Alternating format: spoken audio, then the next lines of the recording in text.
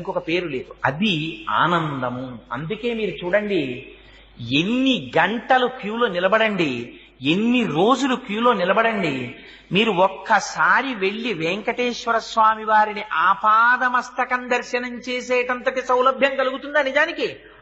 చూడక చూసి తోసేవాడు, ముందుకు జరిపేసేవాడు, కేకలేసేవాడు, ఇన్నిటిలో కూడా మీరు అలా వెడుతూ ఒక్కసారి ఇలా స్వామిని పైనుంచి కిందకి, కింద నుంచి పైకి చూశారా, ఒక గొప్ప ఆనందానుభూతి ఏర్పడిపోతుంది. ఆ ఆనందంతో బయటికి వచ్చి ఇంత కష్టపడిన వాడు ఏమంటాడు?